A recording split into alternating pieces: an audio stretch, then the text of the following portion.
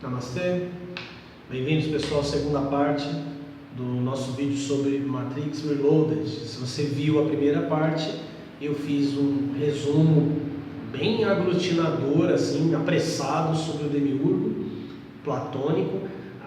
Tentei colocar algumas diferenças entre este demiurgo platônico e o demiurgo dos gnósticos, a visão que os gnósticos tinham sobre o demiurgo, e mostrei que o demiurgo platônico é o demiurgo de Matrix, é o cara que está tentando trazer ordem para a Matrix, trazer equilíbrio à Matrix.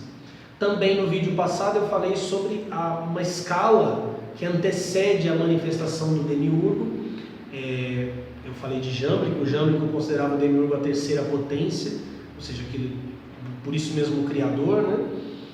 E mencionei também a alma do mundo, que o universo seria uma divindade com uma alma, e essa alma provém do demiurgo, e alguns filósofos pensavam que a alma do mundo e o demiurgo talvez estivessem conectados.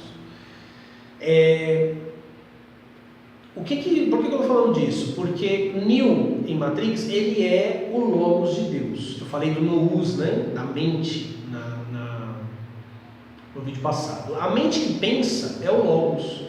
Philon de Alexandria dizia que o Logos é o filho unigênito, primogênito de Deus. Ele era judeu. E ele falou isso antes do cristianismo. Você vai ver essa expressão, o Logos estava com Deus. Logos vem de uma palavra lego, que significa eu digo, né? Então o discurso divino. Então o Nous é a mente e o Logos é essa mente se comunicando, se revelando. Então o Neo, ele representa o aspecto mais elevado do demiurgo, que está próximo do Nous. O oráculo vai dizer no terceiro filme que o Smith é o outro lado do Neo, ou seja, o Smith é o aspecto do demiurgo que se conecta com a alma do mundo, que se conecta com a matéria.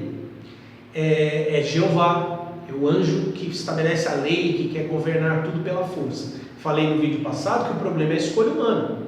Então, diante do impulso viciado dos homens e mulheres em escolher, a necessidade que eles têm de escolher fora do todo e da ordem que o demiurgo quer colocar no universo, tem duas respostas. Uma dessas respostas é o Neo, que eu vou falar lendo o diálogo dele com o arquiteto. A outra é o Smith. O que o Smith faz? O Smith também está incomodado com a humanidade, ele diz que os seres humanos se comportam como um vírus. E o que ele faz? Então, só tem um jeito das coisas ficarem boas: todos serão iguais a mim. Todos vão ter a minha cara, vão usar meus óculos e meu terno. Todo mundo vai ficar igual a mim. Se todos ficarem iguais a mim, então tudo vai ficar perfeito. Então, também é uma forma de tentar resolver o problema da escolha, a anomalia, como é chamado em Matrix. Por isso que eles são parte um do outro, por isso que depois acontece o que eu falo no próximo vídeo, na batalha entre eles. Então vamos lá. O diálogo entre o Neo e o arquiteto, ele é o coração de Matrix Reloaded, ele é a parte mais importante. Tem coisa pra caralho pra falar lá, no futuro eu falo, mas isso aqui é o que importa para entender Matrix. Ele está exatamente no meio, um pouco antes do final, próximo ao final do filme, e a partir daquele diálogo tudo muda. Quando o Neo sai daquele diálogo, ele adquire o poder de destruir as sentinelas em Zion, no mundo real, né? A camada Zion da Matrix. Então quer dizer, houve uma alteração na consciência do Neo aqui, que já vinha acontecendo. Ele já tinha recebido a visão do oráculo, né? Ele vê que a Trinity vai morrer, que ela vai entrar na Matrix e vai morrer, mas agora ele passou por uma outra mudança. Vamos para o diálogo, que eu sei que é complicado, a gente já assistiu e não entendeu. Quem assistiu no cinema e assistiu em inglês, né, que não entendeu cacete nenhum. Então agora, entendendo quem é o arquiteto, quem é o demiurgo, vamos ver a conversa dos dois. Olá, Neo. Quem é você? Eu sou o arquiteto. Eu criei a Matrix. Eu estava à sua espera. Você tem muitas perguntas e, embora o processo tenha alterado sua consciência, você continua irrevogavelmente humano. Assim sendo, algumas de minhas respostas você entenderá e outras não. Quer dizer, parece que ele está falando com a gente, né? que tomou a pílula vermelha no primeiro filme, mas ainda é humano, né? Em consonância, ainda que sua primeira pergunta possa ser a mais pertinente, você pode ou não se dar conta de que ela também é irrelevante. Ele não se dá conta tanto que ele pergunta, né? Porque eu estou aqui. Mas detalhe, o arquiteto sabia que pergunta ele ia fazer. Mas o Neo está desconectado da Matrix? Ele não está fora dos tanques? Como é que ele sabia? Ele não está fora dos casulos? Mas ele sabia. Aí ele responde: sua vida é a soma do saldo de uma equação desequilibrada inerente à programação da Matrix. Então, Matrix não é controle, como pensou o Morfeu. Matrix é o equilíbrio, um universo feito de modo harmônico. É o cosmo, que eu falei no vídeo passado.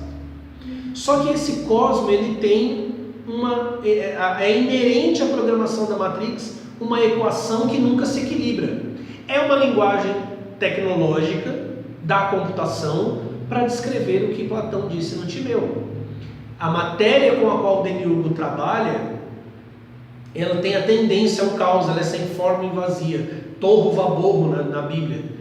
E a vontade humana, embora ela possa conectar-se ao divino, ao todo, ele se conecta abaixo com o caos. Se não houver uma ação do Demiurgo sobre nós, nossa vontade está solta, caótica. Você é o desenlace de uma anomalia. Olha só, ele diz que o Neo é o desdobramento da anomalia. Quando os agentes encontram com o Neo no comecinho do Reloaded, eles dizem isso, que ele é uma anomalia, mas que ele é apenas humano. O desenlace de uma anomalia que, a despeito de meus mais sinceros esforços, como eu disse, o Demiurgo está se esforçando, né, para trazer ordem, fui incapaz de eliminar daquela. Caso conseguisse, seria uma harmonia de precisão matemática. Ainda que continue a ser uma tarefa árdua, diligentemente evitá-la, ela não é inesperada, portanto não está além de qualquer controle. Fato este que o trouxe inexoravelmente aqui. Ou seja, aí o Neo vai responder: você não respondeu a minha pergunta. Aí ele se admira: exatamente, interessante, foi mais rápido que os outros. Aí atrás do Neo, os monitores mostram respostas. Outros? Que outros? Quantos? Me responda. As imagens do Neo falam isso. Tem um debate aí, o que é aquilo? Que eles são os outros escolhidos, mas tem um monte de televisões lá, né? Como poderiam ser os escolhidos anteriores? É e não é. Tantos são os escolhidos anteriores, a próxima fala vai mostrar que são eles, mas principalmente ele está estudando as reações do Neo. E aí é que está, olha só, a grande questão em Matrix é a escolha. Escolher as pílulas, escolher as portas, escolher. O Neo é chamado o escolhido. O nome Neo é um anagrama da palavra One, que é o escolhido, o único. A mônada, que eu falei no vídeo passado. Ou seja, a mônada é a unidade de todas as coisas. É para onde Jâmblico, que eu também mencionei, acreditava, e os neoplatônicos, né, acreditavam que a alma poderia passar por um processo de enosis, que era um esvaziamento, de se tornar uma tábula rasa em que a mônada se refletiria em nós. O Neo é o escolhido do arquiteto para manifestar essa unidade e essa perfeição. É isso que ele está fazendo. É por isso que no primeiro filme ele estava olhando o Neo, quando ele estava na sala com os agentes, e alguém está olhando o Neo por televisores. É ele. Ele não está olhando tudo o que acontece na Matrix, ele está olhando para ele, para o Neo. O Neo é o escolhido dele para resolver essa questão, para resolver esse problema. E ele diz que é isso, que a tentativa dele de controlar essa crise trouxe o Neo até ali. Aí o arquiteto volta a explicar, né? A Matrix é mais velha do que você imagina. Eu prefiro contar a partir do surgimento de uma anomalia integral para a seguinte. Neste caso, esta é a sexta versão. Ou seja, houveram 5 matrizes antes, 5 versões, né, tipo Windows, e aquela é a sexta. É por isso que no primeiro filme aparece, a primeira imagem aparece o computador, aparece o 5, um 0 e um 6. Quer dizer, está transitando da quinta versão para a sexta versão, lembrando que dentro da Bíblia o sexto dia é quando Adão é criado. Dentro das tradições cabalísticas sobre o Mashiach, o sexto dia representa o sexto milênio, quando o Messias, quando o homem perfeito vai aparecer. Ou seja, a Matrix está refletindo exatamente isso. Mas houveram muitas outras. Ele disse que houveram muitas outras. Não foram apenas 6. Mas ele prefere contar a partir do surgimento de uma anomalia integral. Quer dizer, quando deu pau na coisa toda, né? Aí, atrás, aí é nessa hora que você vê que são reações dos predestinados anteriores. Porque eles falam 5 versões, 3, mentiram para mim também. Isso é conversa fiada. Eles têm reações explosivas, muito humanas. O Neil já não está nessa vibe. O Neil já está numa reação mais zen. Ele está mais moderado, mais meditativo. E aí ele diz para o arquiteto: só há 2 explicações possíveis. Ou ninguém me disse, ou ninguém sabe. Porque ninguém falou disso para ele. E realmente ninguém sabia, né? Então, ele está ali de frente para o arquiteto, e essencialmente o Neil é o arquiteto. O Neil é o desejo do arquiteto, assim como o Smith também é, de trazer ordem para a Matrix. Então Platão estava olhando para o arquiteto, digamos, né? Platão estava olhando para o arquiteto. Philon de Alexandria estava olhando para o Neil, e os gnósticos olharam para o Smith. Basicamente é isso. Aí o arquiteto: precisamente como sem dúvida você está percebendo, a anomalia é sistêmica, criando flutuações até mesmo nas equações mais simples. Aí mostra a resposta dos outros, possíveis respostas do Neil, porque todos eles são Neil, todos são iguais. Então as respostas dos outros podem ser respostas do Neil, ele pode escolher fazer isso. Ele diz: você não pode me controlar, vai se fuder, eu vou te matar, você não pode me obrigar a fazer nada. Essa coisa de você não pode me obrigar a fazer nada seria muito simples de esperar que o Neil dissesse isso, porque ele diz isso no primeiro filme com o Morfeu. Eu não acredito em destino, porque eu não gosto de pensar que alguém me controla. Depois o oráculo até zomba dele, quando você sai daqui da sala, que ela fala que o Morfeu, ele vai ter a vida do Morfeu e a dele nas mãos, e que ele vai ter que escolher, e um dos dois vai morrer. Ela fala para ele: você vai sair daqui, você vai lembrar que não acredita nessa coisa de destino. Então essa resposta seria muito esperada. Mas o Neil está progredindo. Ele é a sexta versão. Aí ele diz: escolha. O problema é a escolha.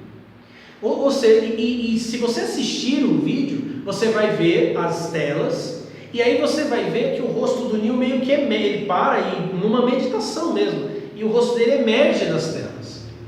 Ou seja, o Neil está se alinhando. O problema da equação está sendo resolvido. Já está. Aí ele continua falando, o arquiteto: olha só por que ele não é o vilão da história, tá, gente? Presta atenção aqui. A primeira Matrix que eu projetei era evidentemente perfeita. Uma obra de arte impecável, sublime. O Jardim do Éden, né? Um triunfo equiparado apenas ao seu fracasso monumental. Porra, já percebeu isso? O Éden era o paraíso, era o lugar perfeito. E Adão e Eva escolhem sair do paraíso. Eles escolhem comer o fruto, eles escolhem acreditar na serpente. Vamos pegar um outro mito. O anjo perfeito que está no céu, que era perfeito na sua beleza, e que ele estava lá e estava tudo lindo, maravilhoso, e ele escolhe se afastar, ele escolhe sair e convence uma galera a sair com ele. Esses mitos todos refletem essa fala aqui do arquiteto. A inevitabilidade de sua ruína é tão evidente para mim agora quanto é uma consequência da imperfeição inerente a todo ser humano. Assim sendo, olha só, assim sendo, eu a redesenhei com base na história de vocês para refletir com maior precisão as variações grotescas de sua natureza. Quer dizer, provavelmente ele criou o oposto, um mundo de guerra, de sofrimento. Aí alguém olha isso e fala assim: tá vendo? Aí está mostrando que a humanidade existia antes. Não, na verdade, talvez existisse. Se a gente vê o conto do Motivar, que é a última pergunta, havia uma humanidade antes, embora a gente não sabe como ela era. Mas na verdade ele não está dizendo isso. Ele está dizendo que ele percebeu que o programa humano era inerentemente defeituoso, imperfeito. Ele não tinha a perfeição das máquinas, ele não tinha a perfeição dos programas. Lembrando que os programas, os únicos programas que não têm comportamento humano são os agentes, excetuando o Smith. Né? Ele é totalmente diferente porque ele não é só um agente, né? Ele só descobre quem ele é mesmo ao encontrar o Neo. Então o que ele está dizendo é que ele criou um mundo onde havia sofrimento porque o programa era defeituoso. Todavia, mais uma vez eu fui frustrado pelo fracasso, quer dizer, os homens rejeitaram aquele mundo. Você pensa em qualquer distopia aí, foi o mundo que ele, 1984, Laranja Mecânica, foi alguma coisa que o arquiteto construiu. Desde então compreendi que a resposta me escapava porque ela necessitava de uma mente inferior, ou talvez uma mente menos afeita aos parâmetros da perfeição. Vê que é uma coisa que ele não poderia fazer sozinho, né? Ele não tinha como, porque ele foi programado para desejar a equação perfeita. O demiurgo platônico também não tem como. Dentro da mitologia cristã, da teologia, principalmente a teologia ortodoxa oriental, isso também acontece com Deus. E há a sabedoria criada, que reflete a sabedoria criada, a sofia criada, ela é justamente essa interação. Ela é justamente a Deus conectando todas as coisas e se manifestando em todas as coisas. E é justamente uma figura feminina, né? Sabedoria na ortodoxia é como a alma do mundo platônica. Portanto, a resposta foi encontrada por acaso por outrem, um programa intuitivo, inicialmente criado para investigar certos aspectos da psique humana. Se eu sou o pai da Matrix, ela sem dúvida seria a mãe. Aí eu vou falar, o oráculo, ele dá uns zomba dele, por favor. Como eu dizia, ela se deparou por acaso, viu que a função dela não era descobrir isso, a função dela era investigar os aspectos da psique humana. Ela se deparou por acaso com uma solução por meio da qual quase 99,9% de todas as cobaias aceitavam o programa, contanto que lhes fosse dado uma escolha. Quer dizer, antes eles rejeitavam o programa e eles não sabiam por quê. Aí ela descobriu que eles queriam poder escolher, mesmo que só estivessem cientes dela em um nível quase inconsciente. Quer dizer, mesmo que eu não saiba que eu posso escolher, no meu inconsciente, ou quase dentro do meu inconsciente, a possibilidade de querer, de haver uma escolha, me faria aceitar o programa. É isso que ele está falando. Embora essa resposta funcionasse, ela era óbvia e fundamentalmente defeituosa. Dar a escolha seria um defeito, criando assim a anomalia sistêmica contraditória, a qual sem vigilância poderia ameaçar o próprio sistema. Por conseguinte, aqueles que recusavam o programa, ainda que uma minoria, se não vigiados, constituiriam uma probabilidade crescente de catástrofe. Isso tem a ver com o Zion, diz o livro. Exatamente, o que acontece? Eles criariam o Zion, né? E pessoas que pudessem, elas teriam a escolha de rejeitar o mundo em que elas estavam e ir para Zion. Como aparece um outro mundo, aquele trem, aquela estação de trem que é criado por um dos servos do Merovingio, é possível que hajam outros mundos. O oráculo fala isso para o Neo no Revolutions. Ela diz para ele que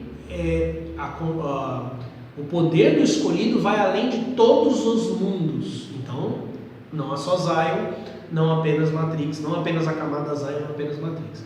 Mas o fato é que o fato de poder haver uma escolha desequilibraria, como já estava acontecendo. Lembrando, o Morfeu tirou o Cypher e o Cypher não queria sair, né? Então, pessoas violadas na sua escolha, normalmente as pessoas pensam como? Zion está crescendo muito, as máquinas vão destruir Zion porque eles estão com muita gente, e aí eles vão perder as pessoas na Matrix, eles vão morrer de fome, porque as máquinas souberam criar máquinas, mas não souberam coletar energia de outros lugares, né? da Terra, por exemplo. Não tem nada a ver.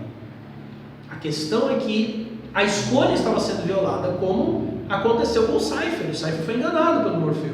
Muita gente estava saindo da Matrix, mas não sabia bem como que estava lidando. É disso que ele está falando. Por isso que eles tinham que vigiar e destruir Zion. Será que destruir Zion é parte do plano? Vamos lá. Você está aqui porque Zion está prestes a ser destruído, o arquiteto fala.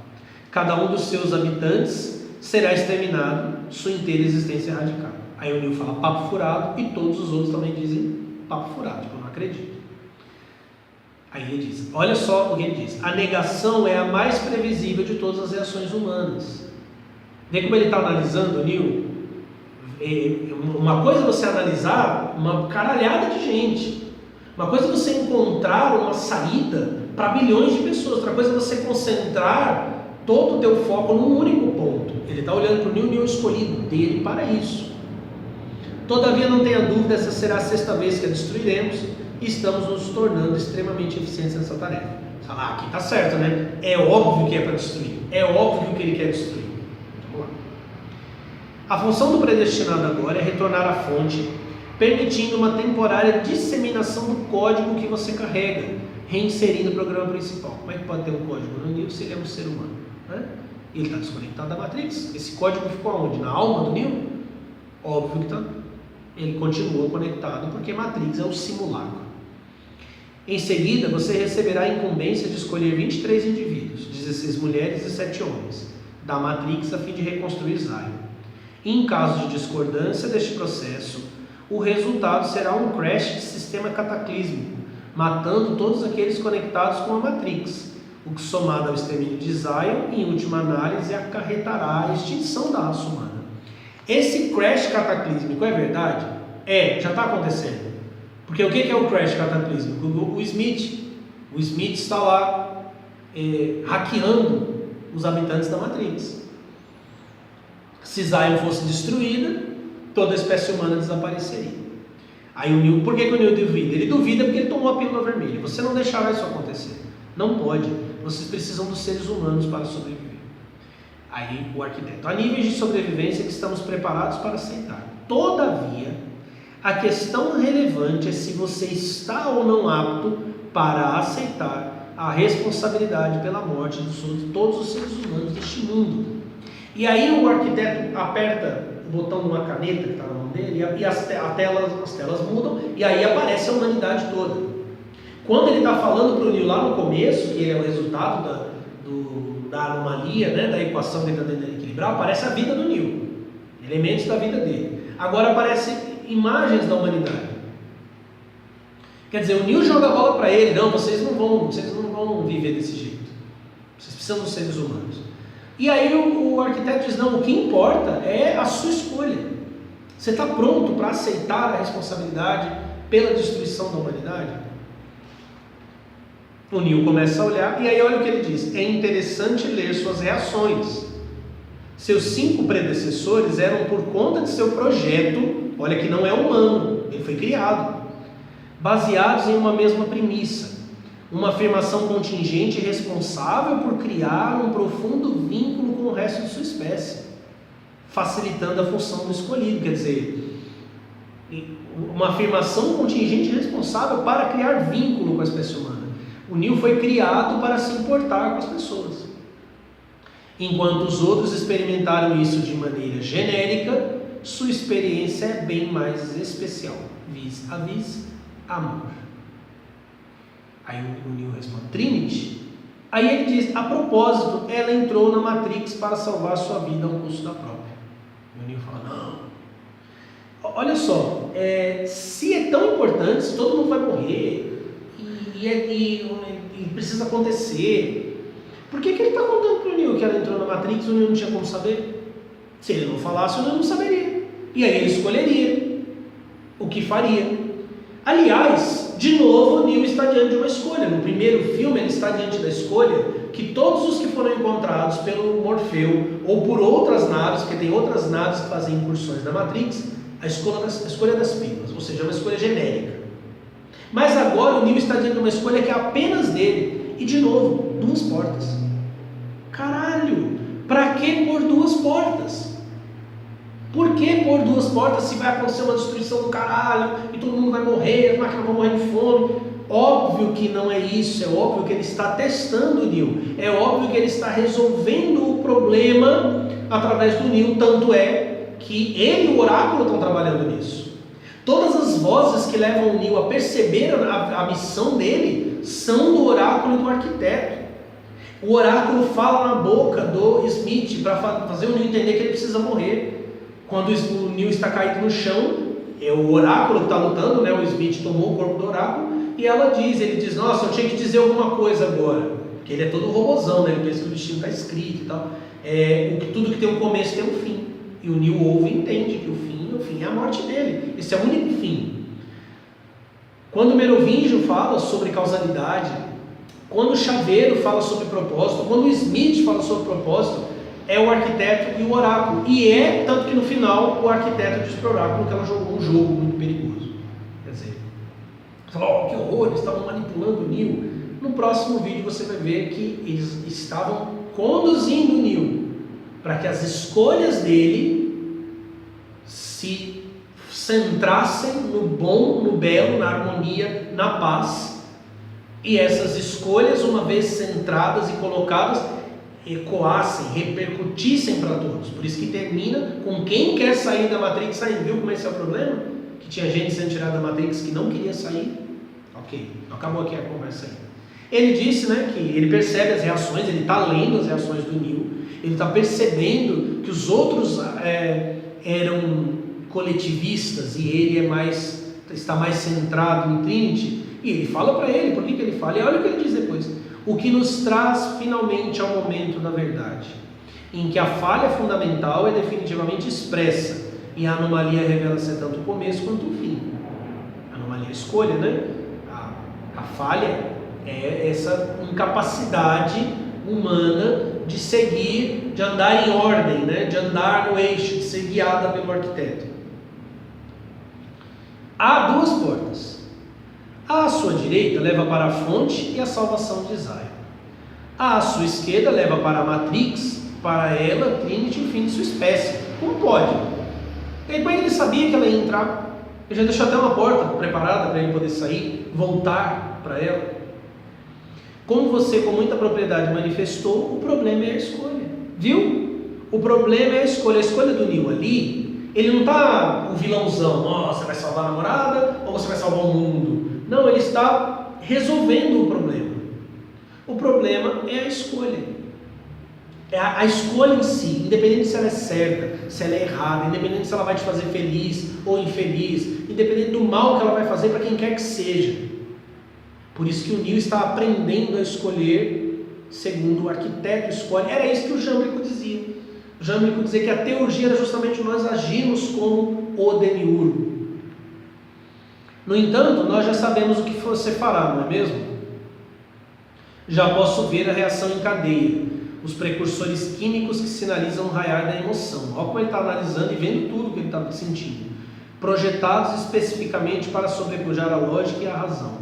Uma emoção que já o cega para a verdade simples e óbvia. Ela vai morrer e não há nada que você possa fazer para impedir. E não há mesmo, ela vai morrer mesmo, ela morre no terceiro filme. Aí o Neo vai em direção à porta esquerda. Ele vai em direção à esquerda para Trinity, a mulher, ou seja, ele vai para o caminho esquerdo na árvore da vida de novo, assim como ele antes tomou a pílula vermelha de Geburah.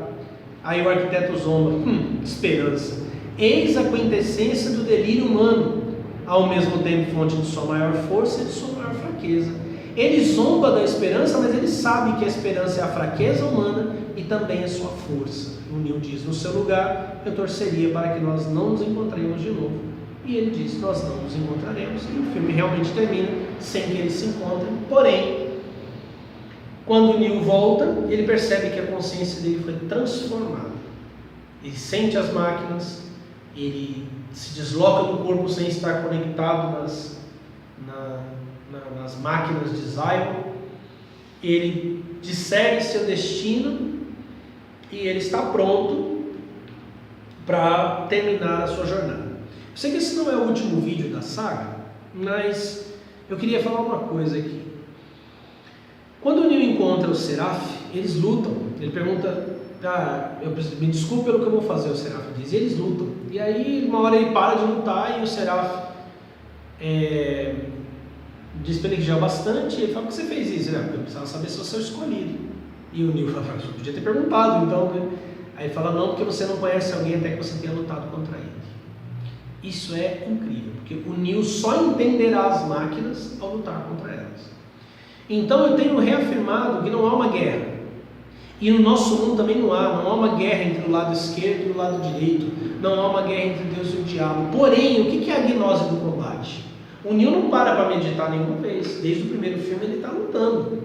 Ele treina com o Morfeu, que é tipo um mestre zen, né, que ensina ele a driblar a mente, e que ele não tem ar para respirar nem nada e tal. Mas quando ele vai buscar o Neo, ele não é o Morfeu cai nas mãos do Smith, ele não é um pacifista. Lembrando, né, que o Smith é o único agente com nome, né? Já era para parecer alguma coisa estranha. Ele não é um pacifista, ele não jogou flores nos anos. O que ele fala? Qual é a exigência dele? Armas, muitas armas. E aparece aquela caralhada de armas que ele se armam até os dentes, ou seja, isso é chamada gnose do combate. É por meio dessa gnose do combate que nós vamos chegar à mesma iluminação que o Neo chega no último filme. E é por isso que o Mashiach também é descrito como um guerreiro. Ele guerreará, ele lutará as batalhas de Hashem, o Criador. Espero que vocês tenham gostado. Tá muito legal, tá todo mundo interagindo. Aí, porra, pensei que estava tomando a pílula vermelha, tomei a pílula azul, gente discordando, gente concordando, tá muito legal. Espero que tenha trazido alguma luz aí para você e espero que todos nós, não como robôs, não escravizados por um Deus que nos deforma, mas livres, possamos fazer da nossa vontade, da nossa liberdade, não um defeito que desgraça com o mundo, que faz o mundo afundar no meio do egoísmo e da maldade, mas um mundo de harmonia e de beleza, em que nossa vontade e a vontade do Criador se unem para a paz e para o bem geral. Obrigado, pessoal. Namastê.